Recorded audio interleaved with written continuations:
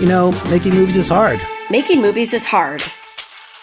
Welcome. This is the podcast about the struggle of being an independent filmmaker. I'm Alrik Purcell, the founding host of the podcast, and I'm a sci-fi horror filmmaker, and my first feature film, The Alternate, will be coming out on September 13th. Woo! I'm Liz Manischel. I'm a writer, director, producer who has made 2 features, Speed of Life and Bread and Butter, and I'm currently in development on a smattering of others. I'm a distribution consultant who does sales, and I used to manage Sundance's creative distribution initiative. This week, we will welcome writer, producer, actor Alexandra Boylan on the show to talk about her rise as a filmmaker, shifting from genre filmmaking to faith-based filmmaking, and how the world of faith-based filmmaking operates. After that, we have an article from IndieWire about Yellowjackets creators being frustrated that it's still brave to show flawed female characters on the screen. And lastly, we have a listener question. But first, Alrik, how are you?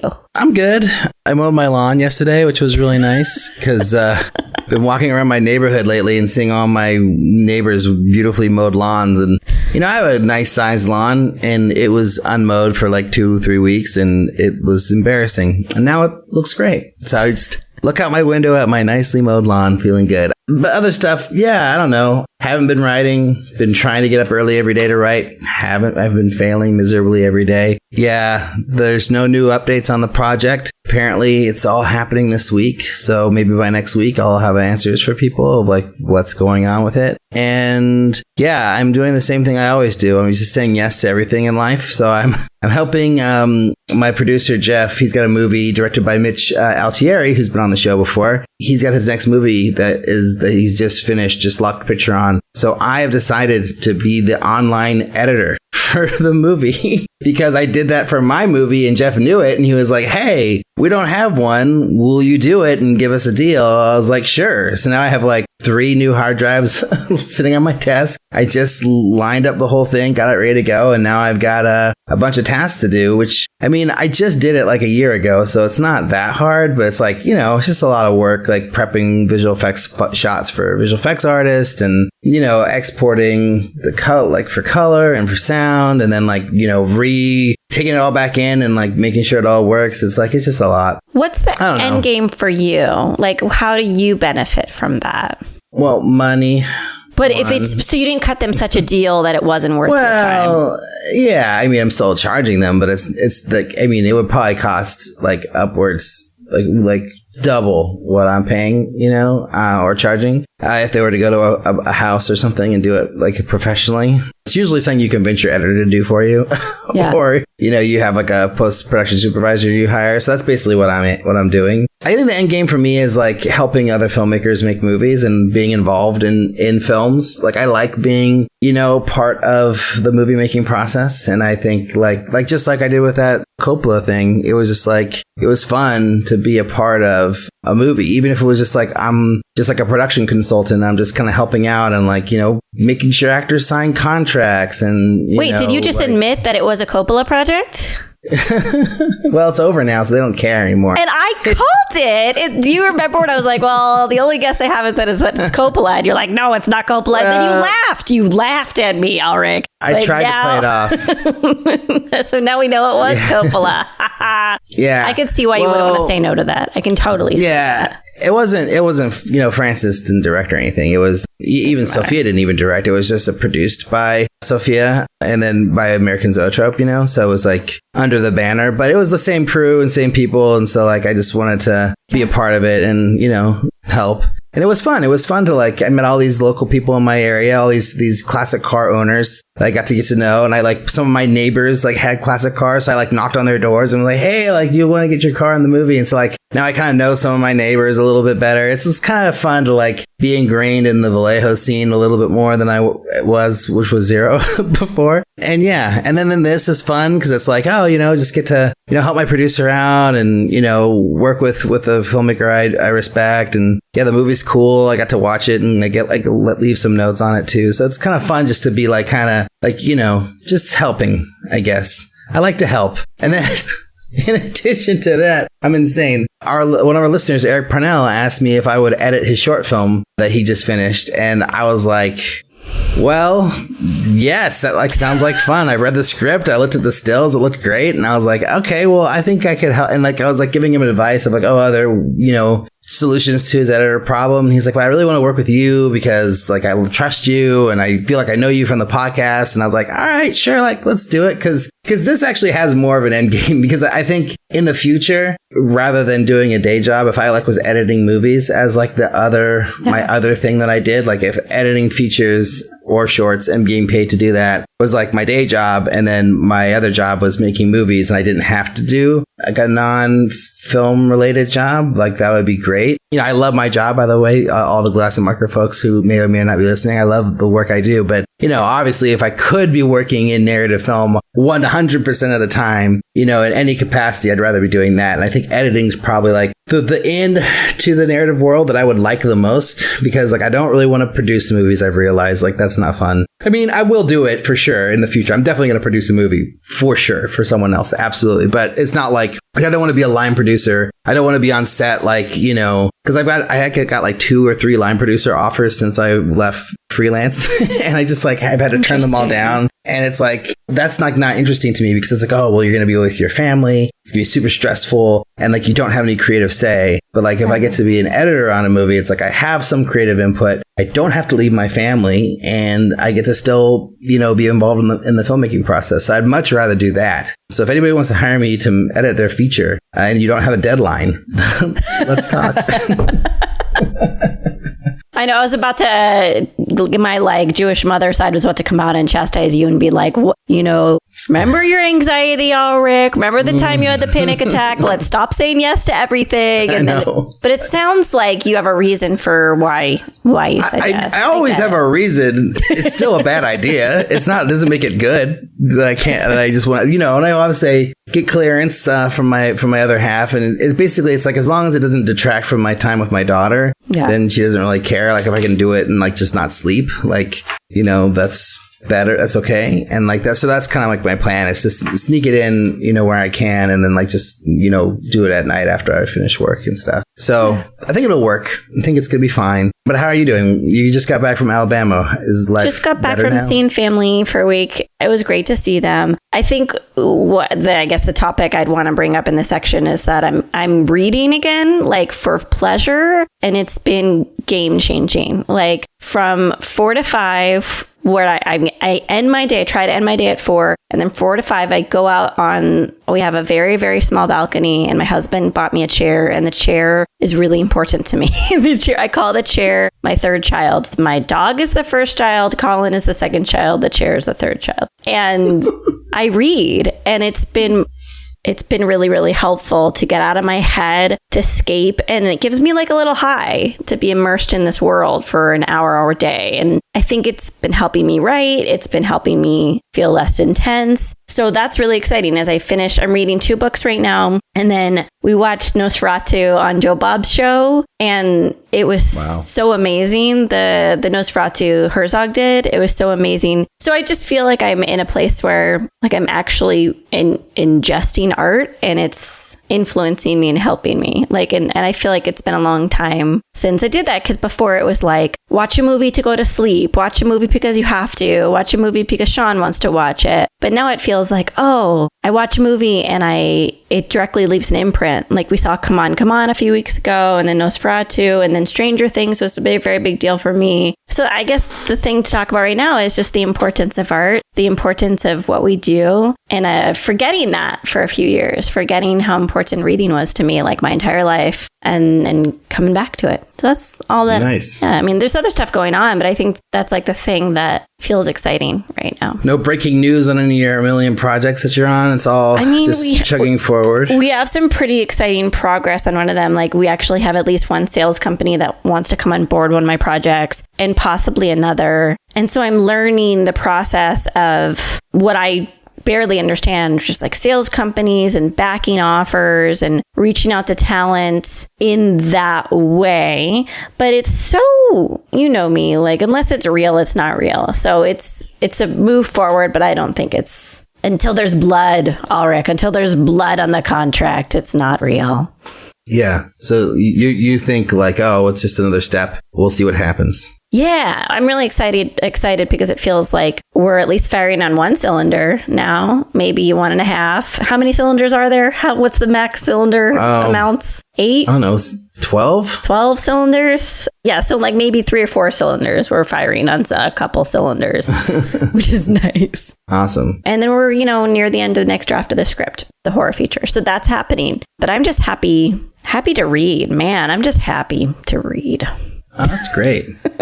And so did you say the script is almost done? The next draft. So just the next draft. And then we're going to go in. But I think reading has helped in that. I don't know if you feel this way, but when you're in a place in the script that you're writing where you come up with ideas throughout the day and you're like, oh, I want them to say something like this, or, oh, this applies to my life in this way. I'm going to write this memory down to integrate it into the film some way. I'm in that place right now where it's like additive autobiographical elements. And I think reading has weirdly helped the writing process. Wow, that's awesome. Yeah. So everyone, get a book out. I got to write first, then I can read.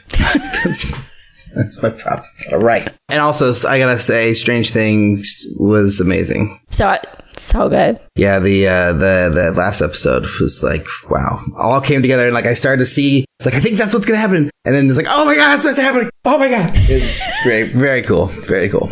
Well, I want to think something else that's really cool is supporting us on Patreon, www.patreon.com MMIH podcast. We'd like to wish a very happy birthday. That's what we do when people donate to our Patreon and they're new Patreon supporters. We wish them happy birthday. Happy birthday, Mitch Fields. Thank you so much for the love. Mitch wants to encourage folks like him who are making movies as a second half of life journey. That opportunity is there and to keep at it. I also wanted to just give a shout out to the Bay Area Media Makers Summit that we were at this last weekend with our one of our actually first live show, and I think since like 2019, probably at this point, or maybe even 2018, I think was our last one. It's been a long time since we did a live show. So yeah, we were there in person. I was there in person. Liz was there virtually, and we were there with Mark Somolowitz, who's a local producer out here in the San Francisco Bay Area, who's done over 50 projects as a producer, which is insane. But yeah, it was a really great conversation. We had a really great turnout, and we're going to release the episode as a full episode in a couple weeks, or even next week. But the thing that's really cool is we've got all this like little bonus footage, like of like the Q&A afterwards and some of the preamble beforehand. And we're going to release that as specials on the Patreon. So if you're not a Patreon subscriber, you will not be able to hear these wonderful extra little tidbits from Mark, which were really cool. So, but if you are, they will be there for you. So enjoy. But just wanted to make sure people knew that was coming. And then thank the BAMS team for all their support. It was a really, really great collaboration. And I'm really excited for the future of the summit because it's something we desperately need in the Bay Area. And it was so cool to be a part of it.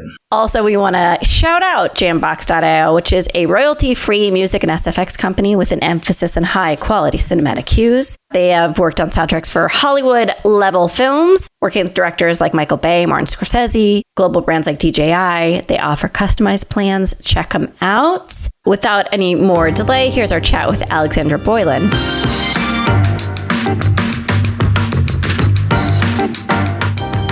Welcome, Alexandra, to the show. Thanks so much for being here today. Give us the elevator pitch for Identity Crisis. So Identity Crisis is about a shy science whiz in college who struggles with imposter syndrome and not feeling good enough. And she figures out how to clone herself in order to create the perfect identity and send her off to do all the things that she's afraid to do. In the process, discovering that she was already created perfect herself and she had all the courage she just needed to try. How many days did you shoot? 18 days. All of our movies are shot with 18 days. Oh, really? What was the rough budget, if you can say? I cannot say. Can you give a range? Yeah, 1.5 to 2. Oh, thank you. That's actually a pretty specific range. We appreciate that. Yeah. How did the writing team, and I'm so sorry I don't know whether you wrote it or not, so now I've just shown my cards. How is the idea come up with? Yeah, so my sister and I write together. This is our sixth film together, writing, producing, creating. And we made a movie called Switched about two girls in high school. And one's a bully and one's the girl she bullies. And the girl she bullies prays the other girl would know it's like to walk her day in her shoes. They wake up switched. And, really empowering for young women. And after we put that movie out, we really saw like a huge need for more teen girl content that empowers and inspires young women and talks about confidence And so we were like, oh, I think we're on to something there. So even though we had made The Greatest Inheritance in between Switch, when we got off of that, we were like, let's do another teen girl movie. There seems to be a big need for it in the marketplace. So we decided to come up with another fun sort of Disney concept of cloning. And that's what we were talking about. We actually originally had the Merrill twins, who have 6.5 million followers on YouTube. One of them is in Switched, and I had asked them if they wanted to do a twin movie together. So it actually stemmed from having twins. And instead of making it some boring twin movie, we actually decided, we could do a cloning movie because the person could come out of the cloning machine and look just like you. So that's how it started. And then how long did you spend working on the film, from like coming up with that idea to it being released? Well, it's not released yet, to when it's going to be released, I suppose, if you have a release date planned. Yeah, I think we're hoping for this fall, but we wrote it at the end. We started writing it around summer of 2020. And then I think, or 2021. Oh my gosh, you guys, it's been a tough couple of years.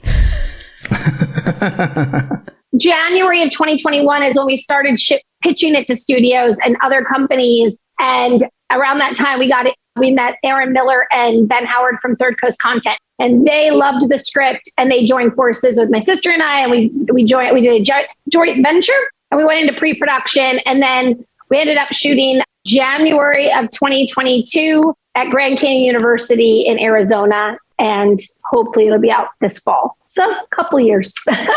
Wow, that's fast. Yeah. And compared to all the other projects you've made, how difficult was this one?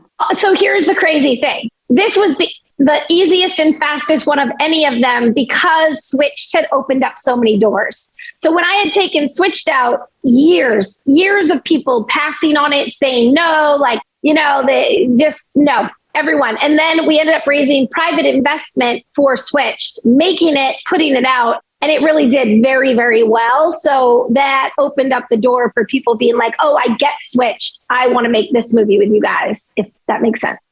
Yeah. Can you talk about like what the success for Switch was like? Like, what did it look like? Like, was it a film festival that you got into? Was it a certain distributor who got on board? Like, what catapulted that movie into like getting you where you are now with this next one? We don't do film festivals. I have a sales agent. From my first movie, I started with the sales agent. He stayed on with us and was our executive producer, which has been always great to have a sales agent attached to your project, because you can pitch them ideas and they'll be like, that'll never sell, or that's a great idea. Go with that one. So our sales agent was already attached to Switched. We had taken, and then we shot the film and we took it out, and we ended up going with Vertical Entertainment. We thought we got a theatrical release, but it came out September 2020. So as you can imagine, that got taken away. But it's okay because it's an anti-cyberbullying movie, and it couldn't have been a more perfect time for a movie to release online for kids who were stuck in their houses dealing with cyberbullying. So it was actually really good timing for the movie because it was able to hit the audience when the audience had nothing else to watch but this movie over and over and over. So it just really did well. We released on PureFlix streaming, and it hit #1 for them. It's just been doing really good. So the audience is reacting really well. Look, let's start talking a little bit about you as an actress and then moving into producing. So, I mean, I read this crazy story about you. I mean, I'm sure you've told it like 3,000 times, but you jump in your car, you decide to come to Hollywood, you put all your pennies into Catching Faith, or, can you tell us a little bit about how do you make room for producing and acting, and how did that all evolve? Yes, well, you're absolutely right. At 19, I jumped in the car and drove from Massachusetts to LA. I was like, I'm going to be a movie star. And oh boy, did that not happen for 10 years. And I just struggled, and I hit walls and all this. I'm such a stereotypical person. I was homeless. I lived in my car. I was waitressing. And finally in 2009, when I was 29 years old, it was like I woke up and I got hit in the head with something going, if you keep doing the same thing over and over, you're going crazy. And you had to stop expecting different results. So I actually packed up and moved to Albuquerque, New Mexico in 2009, and was like, okay, I need to refigure out my life. Maybe I'll do something else. And when I was in Albuquerque, I started standing in. I was Megan Fox's stand-in. I was Kat Denning's stand-in on Thor. And I started meeting all these other awesome independent filmmakers. And we were like, let's just start making our own stuff. And originally I started making my own movies to put myself in the movie. I was like, I'll just give myself a job. Then fast forward now, I've fallen so in love with writing and producing that acting isn't even, it's on the, I just booked The Marvelous Mrs. Maisel. And to be honest, it was, how do I fit this in my schedule? So we started making indie movies and we made this like 5-person low budget thriller. And I ended up moving back to LA with the thriller and we were able to get a sales agent. We sold it at AFM. And that's the beginning of the writing, producing career that has been. And ever since I stepped in, I think the other thing is as an actor, you cannot work hard enough for someone to pick you. And I have such a strong work ethic. Clearly, I've made 8 movies in 10 years. But so once I put myself into a position where I could start having some sort of control over the outcome, I was able to accomplish things. And I was like, oh, this is what I should have been doing a long time ago. So then when we got the opportunity to make Catching Faith, which is our first faith-based family movie, I was living in LA at the time and the budget was so little, but I was so gung-ho about making a female-driven faith-based film that I was like, we're going to make this and we're going to prove that there's an audience for female-driven films in this space. And I put everything I owned in storage and I lived out of one suitcase for a full year to make Catching Faith. So, and I'd do it all again tomorrow if I had to. So why no film? Oh, go ahead. No. Why no film festivals? Yeah. Why no film festivals? So we had sent out our first movie, Home Sweet Home, which is a thriller. Before I found a sales agent, I sent that out to every film festival and I got rejected by everything except for like the Albuquerque Film Festival.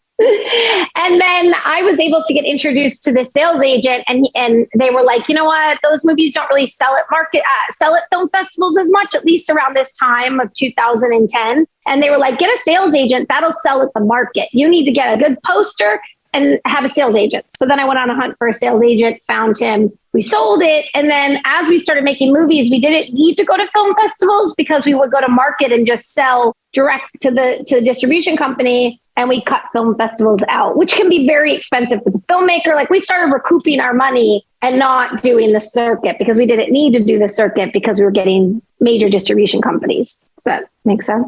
It does. I also want to know, I'm fascinated by the faith-based distribution and production world. And so you may have to cut me off and reroute me because it's literally all I want to talk about. Okay, great. But was Home Sweet Home thriller, was it a faith-based thriller, or was it just a straight thriller? And then why did you start going into faith-based content is what I'd love to hear. Awesome question. So yes, no, Home Sweet Home is a straight up home invasion thriller. And then we sold that and I wrote another horror movie called The Night Shift about a girl who works overnight shifts in a haunted nursing home. And I sat down with my sales agent to sort of see if we could do a package deal with Home Sweet Home and that and what can we do next? And he said, you know what? Don't do another thriller. Next year at the market, it'll be even more oversaturated. If you made the quality of Home Sweet Home in the faith-based arena, you'd knock the competition out of the water. And I do come from that because my dad's a minister. So I did grow up in that world. And he goes, if you will make a football faith-based movie, I'll get all the money if you make the movie. And I was like, sold. I will do that. But I wanted to make it about a woman. And that at the time, there was no faith-based film starring women.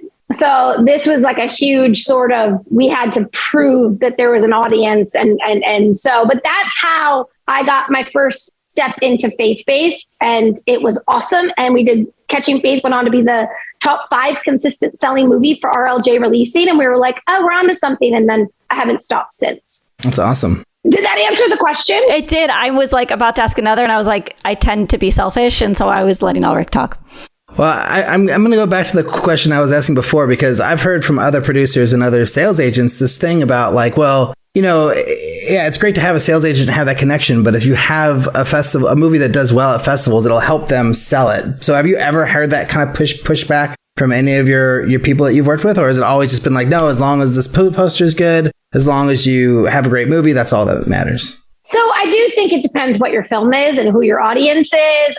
Faith-based, there aren't a lot of film festivals for faith-based films. So it's not like we have a Sundance to go to and our movies would never get into those kind of film festivals. So I just don't think that that would be for us. Now, for other people, for sure, if you're having a Nomadland drama, you're going to go to a film festival, but we just go directly to market with it because it is such a specific genre that doesn't. But yes, of course, I've heard that. But I also think it's a lot of work and a lot of grassroots work that can cost a lot of money. And unless you get into the top tier or the big film festivals, are there really a ton of, how much publicity are you going to get at a smaller film festival that would really move the needle in the sales? Because even movies that get to Sundance don't always go on to see distribution, because distribution is about making money. And sometimes those movies aren't huge money makers. They're art house movies, you know? So our movies are more commercial. So they're going right to market to sell.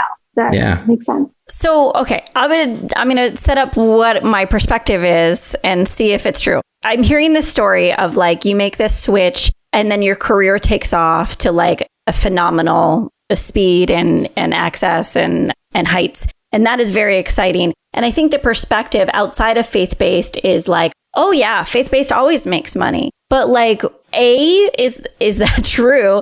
B, what do you think is the reason? Is it the audience is just hungry for really good stories? Is it the distribution splits are better? Like, have you been able to figure out what the reason for the financial success is? Yeah, I think faith-based is like horror. It has a tapped in audience and you don't always need a star name. It's just like horror movies, thrillers. They sell when no one's in it because people are desperate to watch them. And the same with faith-based. I don't think all faith-based make a ton of money. I think that good movies, and I think our sales agent was right, of the quality of the movies we could make, we were able to speed up our career because we put ourselves into a market that wasn't as competitive. Like if I had tried to compete with Blumhouse in the thriller horror, well, good luck to me, because that, you know what I mean? So I think also the fact that we were doing something different in the female driven. I mean, I think the reason Catching Faith did so well is because we were speaking to women, and that is the number one audience who buys this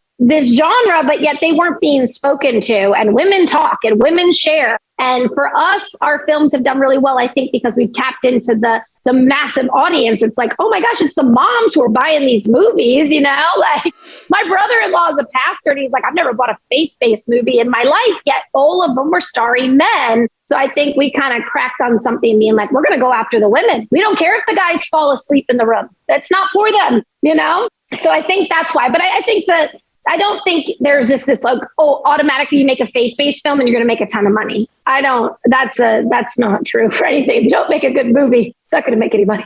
Wait, is Pure Flix a part of that though? Is that like the kernel of having your own platform for faith-based content, or is it theatrical? Is it the churches coming in and encouraging ticket sales? Sorry, I'm just poking at. So no, it's so true. And it's changed over the past 10 years, because it used to be churches, but I think that model got burnt out a little bit. Oh. And for us, you know, we sold to RLJ Releasing for Catching Faith. That's not a faith-based company. We actually were on Netflix. We're on Amazon Prime. We're on Hulu right now. So actually getting RLJ was awesome because they had access to much bigger platforms than just it going to PureFlix. And then we also had DVD releases. And so for us, DVDs are still like it's the last of the audience buying DVDs. You guys would not believe how many DVDs we've sold of Catching Faith. I mean, he was right. Faith in football sells. And yeah, so we ended up selling our Christmas movie to PureFlix. And we did build a relationship with PureFlix, and I'm very grateful. I've worked with PureFlix a lot. They were our exclusive streaming for Switch. We still work with Vertical Entertainment. We were on the shelves of Walmart. We were on all of the, Amazon, iTunes, Vudu, anywhere you could buy or rent a movie. So you still want to be able to have a distribution company that can still push you out into bigger markets or bigger places, But DVDs are dying. Oh no, I get nervous every time. Like Greatest Inheritance didn't get a DVD release because it's dwindling. That's too bad. So since Catching Faith, have all your movies sort of been the same where a distributor or somebody will put up the money before you make the movie? Or have you been going back to private equity investors for some of these? Yeah, I have sadly never gotten the distribution upfront deal. I wish, praying every day. All of our films have been raised private investment.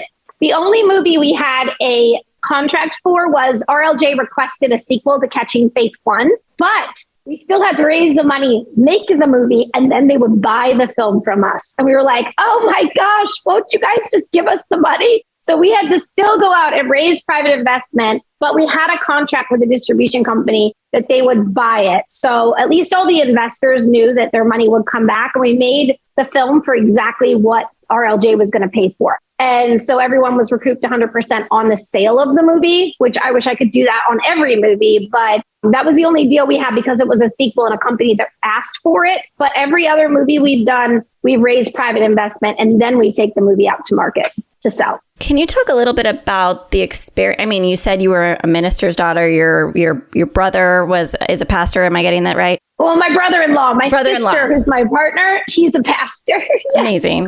Well, can you talk a little bit about like the emotional experience of working in faith-based and potentially also being a woman of faith? Like, is there something aligned there? Or am I being presumptuous about your own personal beliefs? Like, is there an extra rewarding quality to working on these films? Absolutely. Oh my gosh. Like people always ask me, are you going to make a thriller or a horror? And I'm like, once you do a film that people tell you their life has been changed, I'm like, no, I just want to make meaningful work forever. And one of the big reasons we went into doing Disney for Christian girls kind of movies was because I grew up as a minister's kid where I couldn't watch anything and I wanted to watch Dirty Dancing and I couldn't see that. And then I was like, wait a minute, we should be making these movies for these girls who like love fashion and they love it. I used to watch some boring stuff as a kid because my parents were so strict.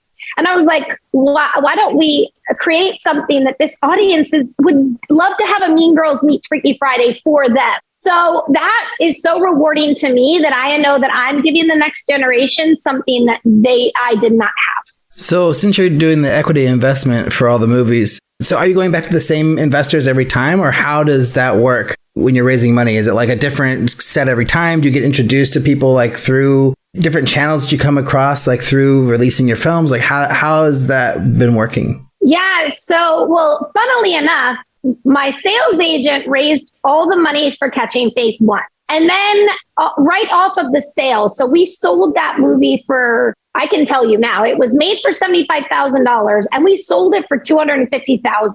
That's a huge return on investment on a sale. Yeah. So my sales agent was wicked smart and he jumped on that opportunity and we got a hedge fund company out of Boston that was like, we'll fund your movie. And so we got funding through that for Wish for Christmas. And then after Wish for Christmas, my sales agent was like, I'm really busy with my sales company. I don't think I can go out and get the investment for you anymore, but I will be your rep. I will still rep you if you make them, but I can't do it. And I was like, oh my gosh, now I have to figure out how do you raise money and make a movie and write a movie and produce a movie and sell a movie. So I just started, I just tried to get meetings, of course, with studios, but I just started talking to anyone I could talk to. And of course, being in the faith world or having people in our life that are believers, it makes it a little easier to be like, do you believe in this story? Because we need to speak to young girls. Like when I took Switched Out and I was like, we need these movies in the marketplace. And so that is a lot of it is I just I'm a hustler and I talk to everybody and you have to be fearless and you can't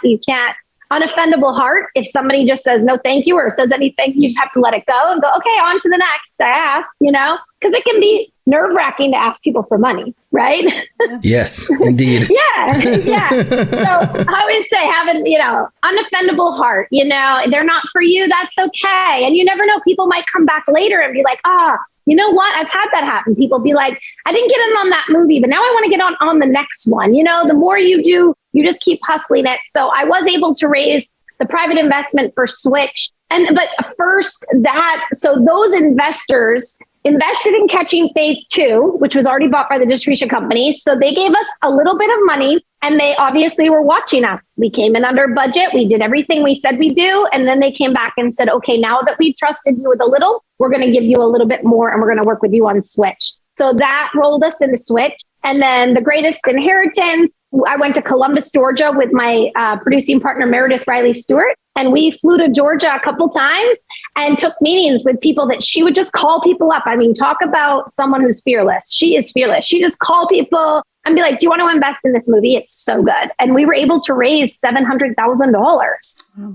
by calling people and asking them. And obviously going after people with a heart for faith-based films. You know, I think if I was in the horror world, I think it'd be a little harder to raise this kind of money because I didn't really have anyone in my life who was passionate about telling those stories, if that makes sense. Well, speaking of that, like I interview filmmakers on a daily basis. And as we all know, finding money is very difficult. Recouping is nearly impossible. Profiting out of the question for a lot of us, right? There are obviously exceptions. But then here you are telling this like amazing trajectory. And I'm wondering why everyone's not just like clamoring, chomping at the bit to come into the world. So is there kind of a closed circle? Like, are people like, I'm an agnostic Jew. Like, would I be welcome in this community and it's okay if I'm not, I won't take it personally, but like, or all is welcome if you ask me.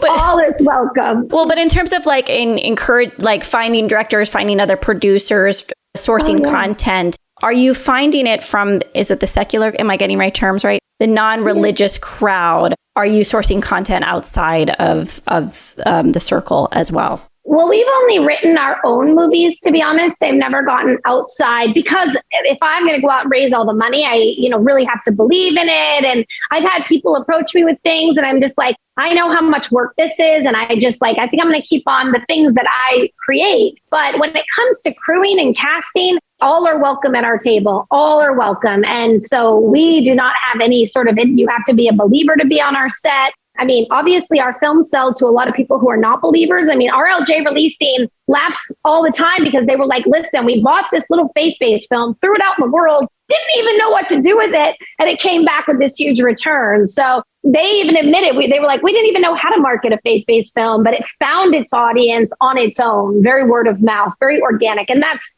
just such a blessing. I mean, I couldn't have planned that. I mean, honestly, when Catching Faith came out, it was dismal numbers. In fact, our sales agent was like, let's not tell anybody about this movie and let's just move on with the sale. And then a little bit of time goes by and it starts picking up traction and numbers start clicking. And we're like, whoa, so that's always encouraging to know that you might come out and it might be like crickets and then you still have a chance. So, but everyone is welcome. And I've never gone into a meeting where someone's like, you have to be a believer to be here. I don't think so. So no, not that I've experienced, I think our films do well because my sister and I are an authentic voice in that space. We grew up as minister kids. We are women. And we do know how to talk to that audience in a way that sometimes I've had some friends who aren't believers be like, oh, I'm just going to make a faith-based film. And I'm like, but are you authentically, just like anything, if you hate a horror movie, you might not write a great horror movie. Not that you hate it, but you know what I mean? Yeah. But I think all are welcome. I have never had any pushback. I don't know. So, but yeah, I think you're welcome. You want to go make a faith-based movie?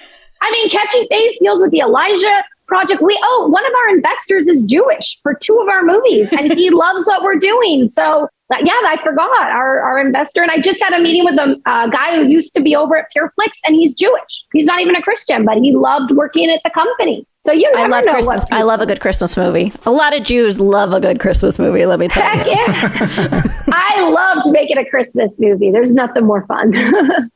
So since Home Sweet Home, has filmmaking and doing the producing and the writing and acting in these movies, has that been your full-time job, or have you had to do other things to pay the bills whilst doing all this hard work making your movies? Oh, I've had many side hustles, you guys. So many. I mean, thank goodness things are going well now at 42 because I started making my own movies at 30 and I had a lot more energy. And I worked at Perch. I worked at like 3 different restaurants. I was Agent Carter's stand-in on Agent Carter for 2 seasons. And I actually left one of the seasons because we got greenlit to make Wish for Christmas. And they were like, good luck with your movie. And I was always working jobs in between everything. And then it just recently, I haven't had to do that. But it took 8 features. And but I had side hustles probably all the way up until Switched and Inheritance. I still am looking for side hustles, you guys. The hustle never ends. The hustle is real. like, as you guys know, as independent filmmakers, it is very hard for you guys, for us to see the money. I think the distribution companies do great. And sometimes we're even more concerned. We just want them to recoup the money for the investors more than us, because that's our ticket to the next movie. Mm-hmm. So sometimes they just let that go and go, well, as long as our investors get the money back, that's all that matters, because that's how I'll get to make the next film. Because people always say, if I had money, I'd make a movie. I'm like, yeah, but the first thing you do, you make a movie, everyone wants to know how much money it made. So you don't want the bad numbers, because that could, stop you in your tracks. Yeah. But we started really low. I mean, 75, we made Home Sweet Home for $10,000. We made Catching Faith for $75,000. Then we made Wish for Christmas for $340,000. So we've been very small increments, getting bigger and bigger. Well, then what is the ideal, or we'll ask later, what do you have in terms of goals as being a filmmaker, but is there an ideal budget level? Is it an ideal project that you're climbing towards, or is it ideal at every step of the way for you? Yeah, that's a great question. I mean, every movie I make is my favorite movie. Like we just did Identity Crisis. I'm like, no, this one's my favorite, but we did Switch. So I'm really passionate about what we do. So I think the ideal, though, would be, for me, my dream would be a 3-picture deal with a studio, because the one-offs can be exhausting. And, we just wrapped Identity Crisis, like, oh my gosh, right back to the drawing board of writing and raising money. So we did just partner with Third Coast Content, and that for us is going to be so awesome to hopefully open up other doors. And I think, as you guys know, nothing is overnight. It takes so long to build your name. And it has taken me a long time to really the faith space is very small. It is kind of like a little boys club. And it is hard to get in there. For a long time, I felt like I was on the other side of a playground going, can I come play with you guys? We're making movies over here. And I didn't think anyone knew what we were doing, because we were kind of small. And then all of a sudden I started getting phone calls from people who were like, oh no, we've been watching you. We now want to meet with you. But it just took 6 movies for them to say that. You know what I mean? Now that you've been doing it for a while, are there other women besides you and your sister in the faith-based space? Or are you guys still the only two really out there making movies and telling these kinds of stories? Well, I think what's exciting is there's a lot of women who want to be, and we're really helping to pave the way for them. Like when Switch came out, I had a lot of women call me and say, I've had similar ideas that I couldn't get greenlit. So thank you for making Switch, because this is going to open up doors. So I think there are a lot of, not a lot, but I mean, there are women out there. I think it's just it is kind of the boys club, and I've been fighting it for a while,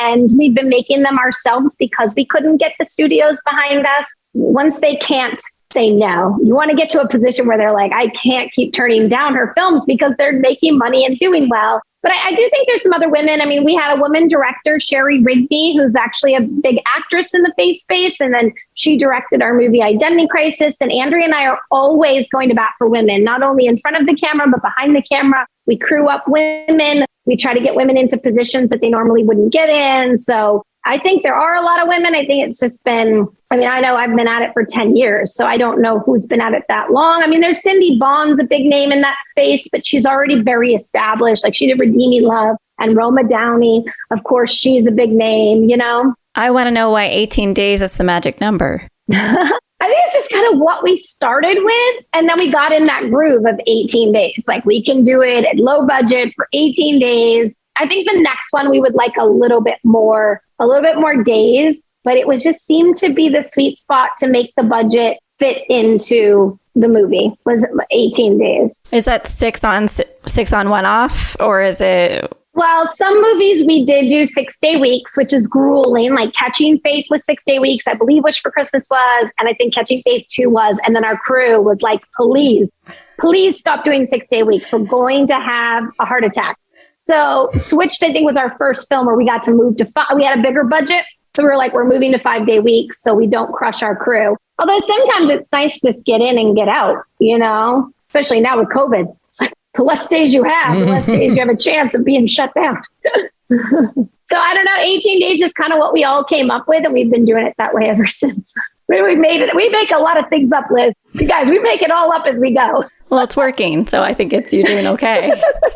What about directors? So I saw that you worked with a lot of the same director on a lot of your movies. Like, talk about that relationship and then like how you like to work with directors. Yeah, so John Graham and I actually started together the company, and we made Home Sweet Home together with Rick Galley, our cinematographer, and the three of us, we made all of our movies together. And I'm a big believer in, if somebody helps you when you had a little and you get a little bit more, you bring them back because you want to repay them. I like to bring back crew that are really good and say, like our composer was with us on every movie, and every movie I was like, now I can give you a little bit more. Thank you for sticking with us when we've been small. I really do. I like to be good to people. And I think a lot of times in our business, people just use people and then they never call them again. And I hate that. I feel like if somebody helped me when I didn't have anything, I need to bring them back when I have something. So we do try to bring back the same crew, especially if you start getting a shorthand. Like you said, Liz, 18 days. A lot of our crew, it's a shorthand. We've been working together for so many years that we can just hop.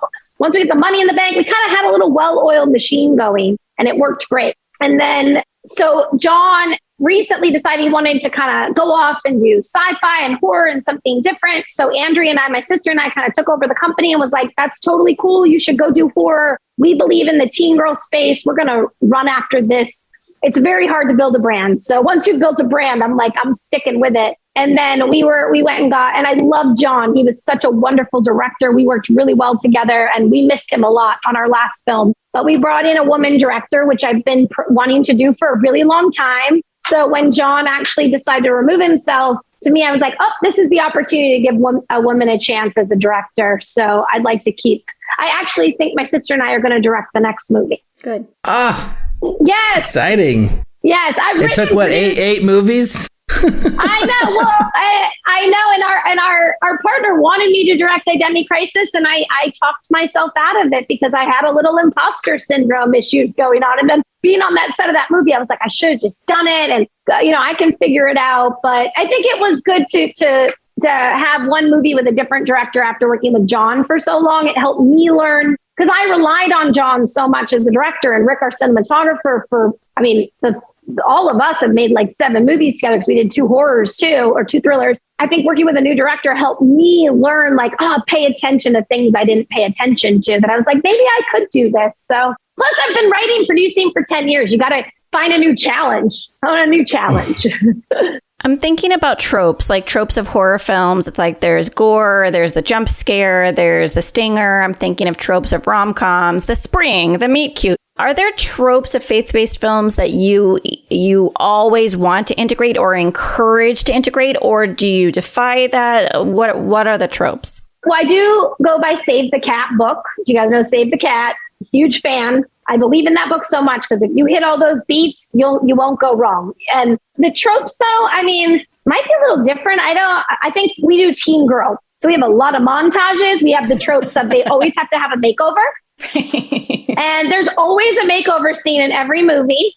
There's always kind of the 3 girls who are, we kind of definitely pull from everything that works in the teen girl space. And we're recoloring the wheel that's already been around for a long time. So and it was really funny because we had done the makeover scene in this script of Identity Crisis. We got the set, the twins came up to us. They were like, we've been waiting the whole show to do this scene because people love it and they're coming for it. They want the teen girl makeover scene. Every movie has it. So that's our trope. Always having a makeover scene, or, always want to be with a group that maybe you can't get into because we all want to be in the popular group. So I noticed on the credits for Identity Crisis that you had one of the twins were playing the clone and one was playing the other. Like, how'd you guys decide which twin would play which character? And did you stick to that? That was their characters, or did you have to move them around for different reasons, or how did that all work? So a couple of years ago, I got so blessed, and through Women in Film, I met Lisa London and Catherine Stroud, who are our casting directors. Best thing that ever happened to me ever was meeting Lisa London. She casted Switched, and it made all the difference because Lisa and Catherine used to be at Disney. And so having their expertise, so they actually did a nationwide search for the twins for our movie, and they got thousands of submissions they went through. And then they narrowed it down to a few girls. And Lisa actually worked with all the girls. So Lisa decided who she thought would be the good Madison and who would be the good clone. So when they came to us to audition, she had already picked the Madison and the clone character. And the girls who did it, they were perfect. Like when I saw their taped auditions, the girls we casted were my favorites. Just as a writer, I was like, oh, that's exactly what Madison looks like. Yes. And then I was just praying that everybody else on the team would agree, and that at the callbacks, they would bring it like they did. And they were really good. And they actually said that it did fit their personalities better. So there's only one time due to losing time on set that we had to use one of the girls and double her for the other girl. We really didn't want to do that because you can although people are watching the test screening going, I can't tell them apart. So, but there was only one time, but we kind of do it just from the side because we didn't want the audience to know that it's the other girl. But otherwise, they stayed exactly in their positions as the actors the whole movie. Wow. Amazing. Yeah, it was so fun. I just showed somebody the scene where the clone comes out of the machine, and he said to me, oh my gosh, that split screen is amazing. I was like, it's not a split screen. Well, I just made a doppelganger movie as my first feature, and having gone through the experience and having to do split screens, I'm like, next time, just get fucking twins. That's such a great idea. Just do that. That's going to save so much headache, So much. I mean, that was everyone's first question is, how are you going to afford the special effects? And it really is a happy accident that we had these twins. They didn't work out for the movie, but they really helped stem this idea. And we love science, and we love messing science and faith, and it's all about science. We love sci-fi. We don't see any sci-fi and faith-based. So it's like fun to do new stuff for the audience. I'm ready to jump to final six. What about you, Alrik? Do you have a final question? No, I think we nailed it all. Yeah, this is really fun. Well, I can't wait to see your film. Congratulations. I love doppelganger stuff. That's awesome. Well, you're not free yet to watch it because, Alexandra, you're stuck answering these questions. What's the first film you ever made, and how do you feel about it now? The first film I made or I acted in? Oh, either one. So my first film as an actor was a horror movie called Drainiac. And it's like a huge cult following movie. It's kind of crazy. And it's old school puppets. This was back in 1997 when I was 17. My parents let me get out of high school to go and be in this movie in upstate New Hampshire. And we were acting with real puppets that were the horror puppet. And I look back thinking, what a fun experience. I don't think they make things like that anymore. And I'm glad I got to be a part of it. And it was learning, literally, it was just one guy in a boom. So that was my very first thing. And Drainiac, I think it got a 10-year special DVD edition where they did a commentary. So it's kind of fun to be in. I mean, it's so bad, it's good. That's the thing. It's so bad. It's so bad, it's good. So that was fun. What's the best filmmaking advice you've ever received? Oh gosh, I received so much. Oh my goodness. Best filmmaking that I've gotten. Probably the best filmmaking advice I ever got was from Bridget Juergens and Jen Sparks, who run Dog and Pony Creative. They said to me, your poster is the most important part of your entire film. And what is the point of making a film if you're not going to put money into your poster? And that advice literally is what changed my career, because our movie Home Sweet Home sold off of the poster. And if I hadn't have met those girls and they hadn't have instilled that advice on me, I don't think we ever would have sold Home Sweet Home. But it's because they built that poster that caught the distribution company's eye. And they've done all of our posters since. And actually Catching Faith sold off the poster too. Best advice I ever got. Key art is the most important thing. What is the worst advice you've ever received? Oh gosh, what's the worst advice I've ever received? Oh, that you can't go from horror to faith-based. You can't do that. Anytime someone tells someone that they can't do it, just tell them to go away from you, because there are no rules. It's like what you said about the film festival. You said it. I don't know. I mean, film festivals were right for somebody else. It just didn't work for me. I would never say, don't take your movie to a film festival. It's just finding what works for you. And people actually said to us after we did here's a funny thing. After we did Home Sweet Home, we ran off and made a faith-based. People in the business were like, you'll never sell a faith-based after you made a horror movie. Guess what? We sold Catching Faith to the same company that bought Home Sweet Home. So don't listen to people. Naysayers just want to bring you down. If you believe in something, you just keep going at it. I love it. Do you have a goal as a filmmaker? Yes, my goal is to get a 3-picture deal with the studio, or a television series would be amazing. And my goal is that I want to be making so many of these teen girl movies a year that, I mean, we have so many we need to make to compete with how much other stuff that I do think there's a lot of negative content going out for young girls that really bothers me, that I'm like, it's fine to have it. I just think we need an alternative version for girls to have something to watch that does empower them, inspires them, talks about their confidence. So I want to make so many of these movies. I mean, that's my dream, is that we have so many that girls have a plethora of things to watch and share at slumber parties, and they're not running out of content too. So, and yeah, 3-picture deal with the studio. So I'm not doing one-offs anymore. If you could go back in time, what's the piece of advice you'd give yourself? Oh my gosh, start when I was 19. When I moved to LA at 19, I would have told her, don't put all your tools under the bed and just pursue acting. I would have said, write, figure out how to get a camera, start making stuff, start meeting other people that want to do different things than you. I wish I could go back and tell my little 19-year-old that, because I'd be so much further along now if it hadn't taken me 10 years to figure that out. And I had a lot of friends out here. Evan Glaudel, who made a movie called Bellflower. Don't know if you guys know Bellflower. He's a good friend. I used to hang out with him in our early 20s, and we'd be making stuff and I'd be watching him do it. And I wish that now if I could go back, I would have been like, okay, Evan, teach me. How can I make a short? We'll make your short, then my short. Because, you know, Evan's a mad genius. And I was with him back in the early, when we were both like 21 years old, running around with his camera. So if I could go back, that's what I'd tell myself. Start making movies at 19 years old. Don't wait. Don't just pursue acting, because that was, and I think it was different back then because we didn't have this multi-hyphenate ability that we have now. It's almost like you're an actor. You have to be an actor. But I wish I didn't listen to those rules. And I wish acting was part of my life, but nobody wants to hire a desperate actor. So I was pretty desperate. They were like, yeah, I can tell you're. And now I book Maisel and the girl from Plainville. And it's all because my life is so full. I probably go in and I'm like, well, throw it away. You know what I mean? Yeah. But then it would be like, question. It's everything. Yeah. I need to give an extra beat to have you say your final little. No, go. Is making movies hard? My gosh, it is so hard. You are running, if you get to the opportunity to make the movie, you're running an entire village. As a producer, you're dealing with so many different personalities.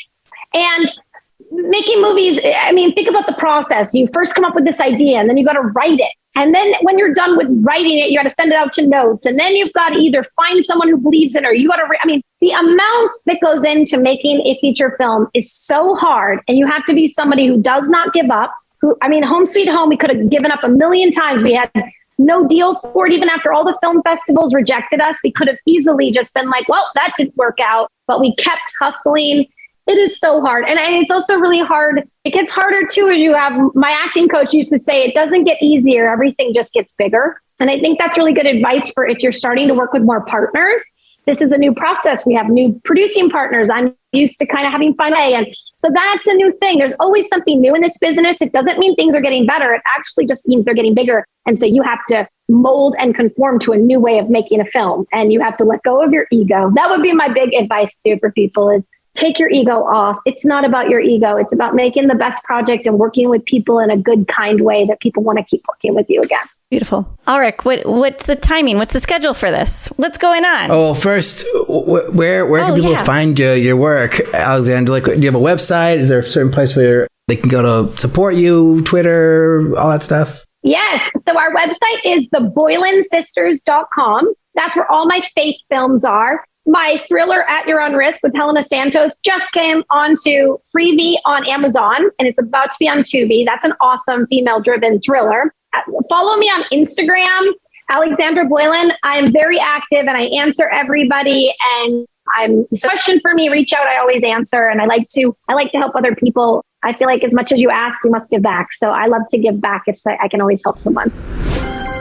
Alrik, what do you remember about our talk with Alexandra? I remember that she had this amazing energy and she was so positive. She was so encouraging, and her journey as a filmmaker was so interesting because she started off like doing genre filmmaking and then went from there into like directly into faith-based, and like sort of based off a conversation she had with like one of her sales reps or something like that. And it was really interesting to like see like her journey towards it, because she is like comes from a religious background. She does have a father who is a preacher or a pastor. Or something. Mm-hmm. Yeah. And so the connection was there, but it was just like when she realized that there was a need and like an opportunity, she was like, oh, this is what I should be doing. And then it was like totally her calling. And it's like what she loves to do is to make these faith-based movies, and like especially featuring women, because like that's really surprising to me that there's not a lot of female-focused faith-based movies, because like she was saying in the show that is the audience. Like you'd figure there'd be a ton, but like, oh, that's not, because I guess it is also a patriarch sort of thing with the church and religion and stuff. So I guess that sort of makes sense, but I don't know. It's just really cool to hear that she's out there, you know, making those movies, and like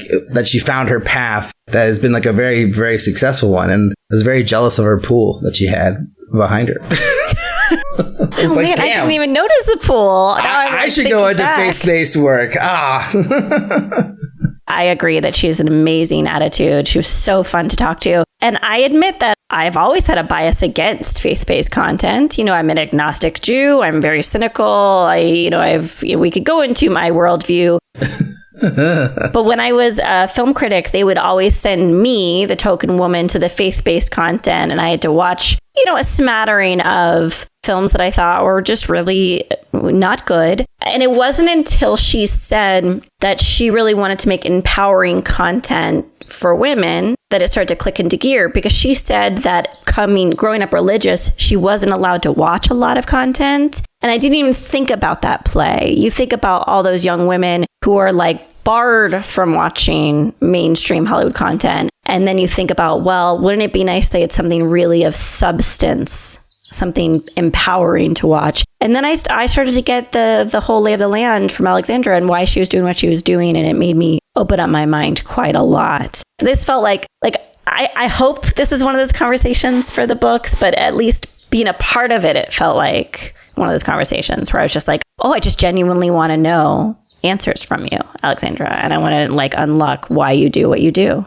She was really cool. Yeah, no, it was awesome. And I mean, it's funny because like you always hear that, like, or I've heard it before, like faith-based is like a market that's like, you know, always sells well, always does well, you know? And like, I've always kind of not been interested because that's just not the movies that I like to watch personally. But, you know, it was fun to hear the journey of someone who was like, heard that and thought the exact opposite of me and was like, okay, yeah, let's do it. Let's go make it happen. The other thing that we want to talk about today, which is a news segment from IndieWire, was an article from Christian Zelko about the Yellowjackets creators stars having this brunch that they do over at IndieWire, and they just basically discussing Yellowjackets and going into the making of the show and how it came together. And then they pretty much are coming onto this topic of like how it's still considered brave to show flawed female characters in media and like television or films, you know, and they kind of go into like the background of where it came from. Like they were writers on Narcos, and that they were like, you know, feeling, oh, well, you know, there's all these bad, you know, male characters, but like, let's do something with females. So like that was sort of, you know, the little beginning of the show, which I thought was interesting. You watched the whole brunch. I didn't watch the video. Do you have any more insight, Liz, about this that I left out? No, I mean, like it was your regular run-of-the-mill Q&A where they, you know, talked. They're very supportive of the show and the way it was created and how they put it together. And I wouldn't say it was edifying, so to speak. I just was making lunch, so I kept it on. But what's interesting is the use of the word brave. Like, it's so funny the way when they talk about content or art that has women in it, they always seem to use the word brave. Like, I remember Mindy Kaling made this comment where she's like, everyone calls me brave, because they would call Mindy Kaling brave because she wasn't a size 0. And she thought it was so funny because she's like, this is just my size. Like, I'm not brave. That's really condescending to call me brave. Like, I'm just like living my life. And then it's like, oh yeah, like complex female characters, how brave. Like, it's a charged comment no matter who says it. But I think with Yellowjackets, they're still likable characters. Like, even if they're really complex and even if they're really dark and do horrible things, there's still a lot of levity to the show. And I think they're still likable. So I wouldn't say that there's bravery in terms of pushing the content to unlikable characters. They're still charming and have charisma and are familiar to us. And I guess my comment is that, is it brave? Is it like, it's like they're just really interesting characters, and it's silly to talk about it in this way. Well, yeah. Oh, go on. Oh, I was just gonna say, like, I don't know who's saying this. Like, who said it's brave? I was trying to find like the quote or the review or the thing where like someone was like, it's so brave to well, what they did with Yellowjackets was brave. Like, I didn't see that anywhere. So I was wondering, like, was that just like an internal thing that they like have been feeling themselves, right, you know, over their careers? Or is this like, where is this coming from?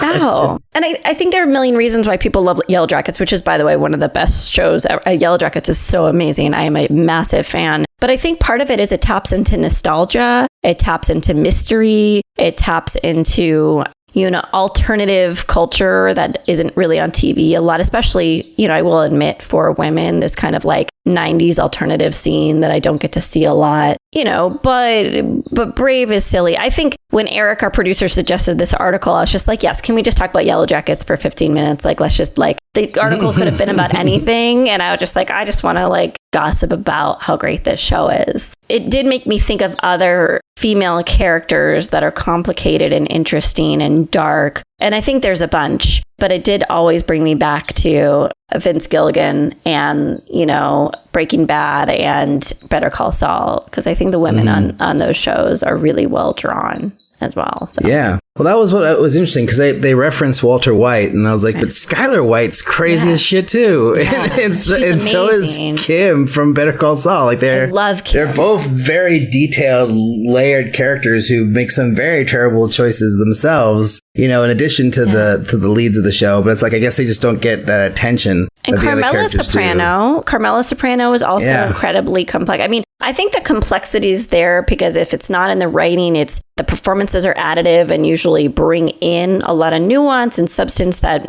whether it's in the writing or not, it's just promotion and it's marketing. Like, the image for Breaking Bad is always Walter White. The image for The Sopranos is always Tony Soprano. Those become the iconic images. But in terms of content, I think that, you know, we've had complex, interesting, compelling female characters for a long time now, and they're just not getting the publicity and the light shown on them that they deserve. So it's good that, you know, it takes a show with, you know, 4 of them to sell the point, to push the point forward. So. Yeah. Awesome. Well, I have one other thing. I don't know. Who cares? Say it. I guess, well, it's just like, I have gotten the note in the past. It's like, well, you can have your female lead do that. You can have your female character do this. Like, that's too over. The audience won't accept it. And it's like, yeah, whatever. They don't have to be all good.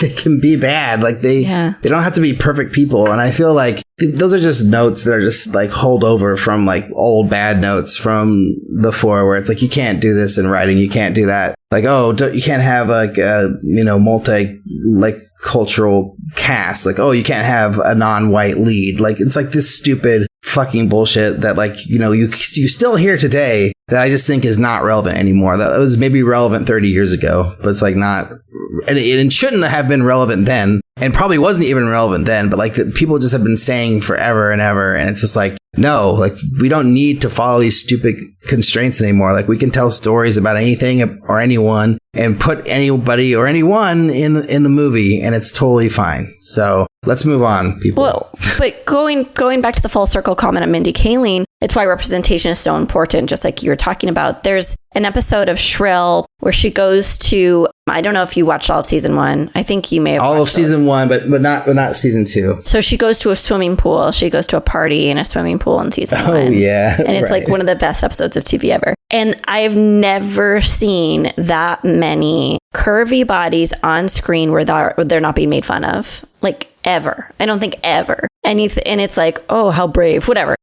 Making fun of the original comment. But I want to acknowledge that all we're talking about here is representation and shining a light on the content that is putting forth these really exciting characters and opportunities to show characters in new lights. So thinking about size, thinking about race, thinking about gender, like, it's there. We just need to promote it. Man, everything comes down to marketing. Everything we talk about comes down to marketing all the time. Yeah, good point. It's true. Marketing. We have a question from our newest patron. His name is Mitch Fields. Mitch writes, "Hey guys, been listening for several months, but finally got a chance to sign up here. Thank you, Mitch, by the way. I really enjoy your show and the wide variety of guests and especially personal insights into the biz. I'm one of these guys." And here he says in quotes, "I spent 30 years living another professional life, but now I'm putting my creative life at the front of the bus." Mitch continues on, "I just wrapped shooting on my second short film, and as we barrel ahead with post, I'm trying to find better info to help me build a festival strategy. Is it worth some of my budget to buy a few hours of consulting with someone that could guide me to festivals that are a realistic fit for my project? I'm happy to share more about my project if that will help you point me in the right direction. Thanks, and looking forward to the next podcast." All right, Alrik, what do you think? I was like, talk to Liz. Hire Liz. She's right there. She does this. Hire Liz. Hey, thank you. Yeah, I mean, I've never done that for my movies. Like, maybe I should have. I've always just kind of gone it alone and, like, reached out to festival programmers directly and, like, just gone, through that process, as an indie filmmaker, just, like, not working with a team or with a person. But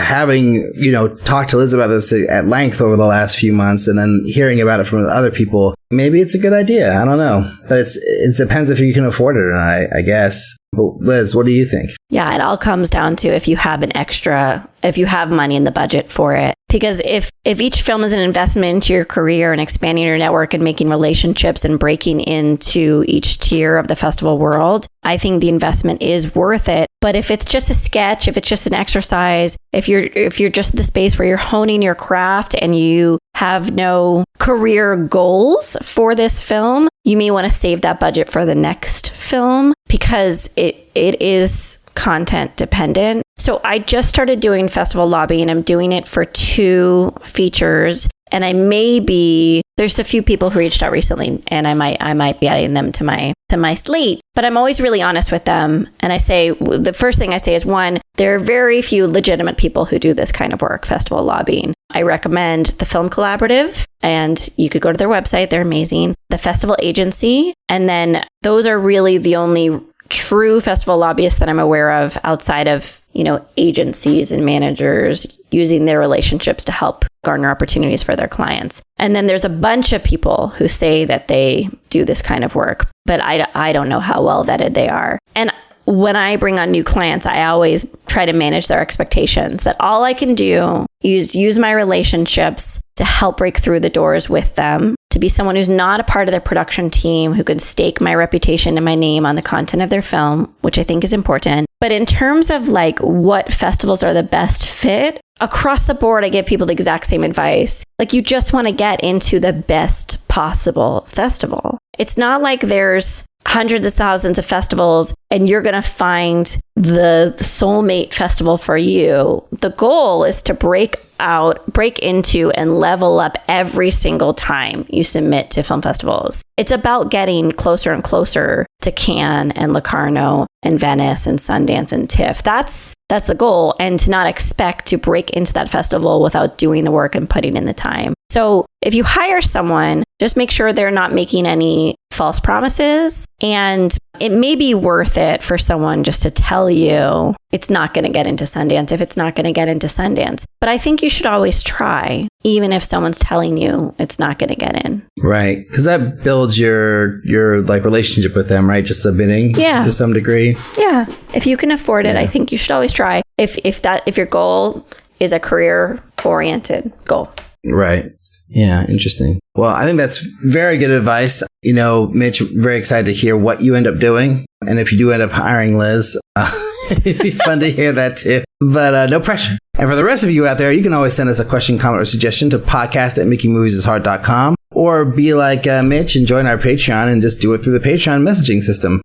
We had a couple messages in there I didn't even know. So now I have to start checking that on a regular basis. Also, you can leave us a review on iTunes, which would be quite lovely. Finally, check us out on Facebook, Instagram, and Twitter at MMIH Podcast and YouTube at Making Movies is Hard Podcast. You also make sure to check out the International Screenwriters Association, the ISA. They're an organization designed to connect writers with filmmakers through a number of programs they offer. including publishing your logline to a network of industry professionals, consultation courses, contests, and of course their top 25 writers list featuring some of their best writers. So head over to www.networkisa.org to sign up for free today. Thanks so much to Alexandra for coming on the show. Thanks to our badass editor, Jeff Weimut, for just doing the editing and being super badass about it. And thanks to our producer, Eric Toms, for just being simply awesome. And we will talk to y'all next week.